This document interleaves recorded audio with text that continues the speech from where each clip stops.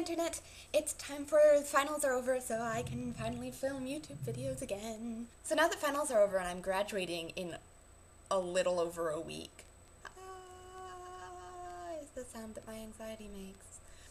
I'm starting to make plans about life after college. A couple of friends and I want to live together in an apartment, so fingers crossed that we're going to be able to find a place and move into it sometime at the beginning of June.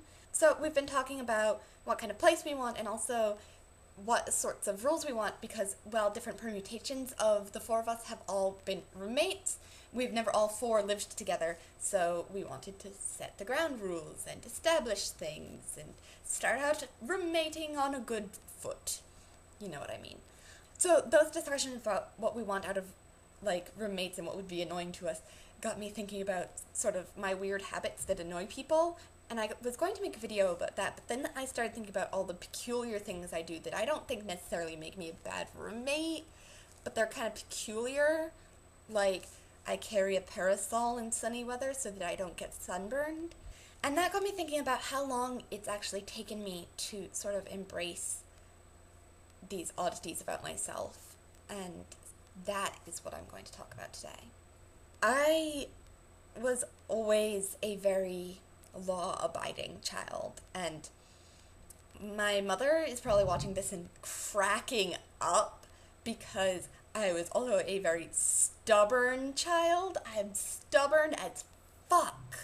So my mother and I butted heads a lot when I was a kid, but I think overwhelmingly I was a very rule-following child, especially in elementary school. In elementary school, I didn't have a lot of friends.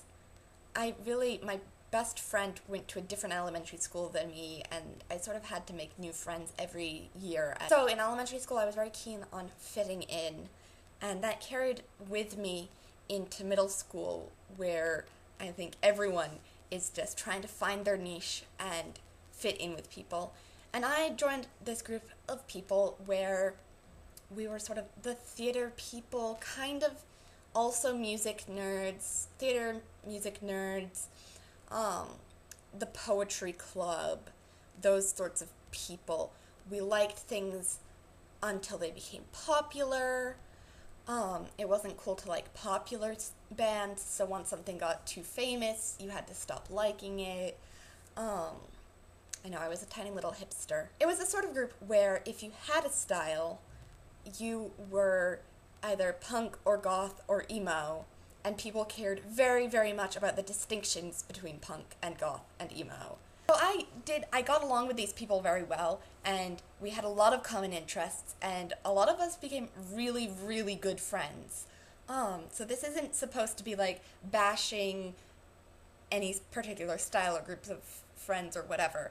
This is just, what happened was I wanted to fit in with them because I thought they were really cool, so I tried to make myself as much like them as possible. Like, I had always worn leggings and skirts and dresses in elementary school, but when I went to middle school, it became a thing to wear jeans. I sort of floundered about trying to find my own style, and then sort of realized that having a style wasn't cool, and didn't really know what to do with that, and eventually it sort of settled into this, fairly standard, fairly common thing of jeans, t-shirt, hair pulled back in a ponytail, and I dressed like that through the rest of middle school and up through high school. I started wearing skirts again kind of in high school, like in my senior year, but it was sort of a occasional thing. And it's not that I think that was an inauthentic me. I think I was sort of expressing myself, and I was expressing myself in a lot of other ways. I was involved in choir and band and theater, and I wrote novels. Like, I was expressing myself in a lot of ways, but I was still trying to fit in. So a lot of my expression that didn't fit into the category of my friends happened in pseudonymic spaces, mostly on the internet. And then I came to college. I go to Mount Holyoke College, which is a women's college in Western Massachusetts. And this place really taught me some things about myself. Being around people who had more self-confidence than me was really beneficial, and also just being in a space that was a welcoming feminist space was really, really nice. So I started to realize that I could wear skirts and dresses and still be cool, that like skirts and dresses weren't reserved for the pretty girls. I could wear them too. And that I could want to wear skirts and dresses and still be feminist.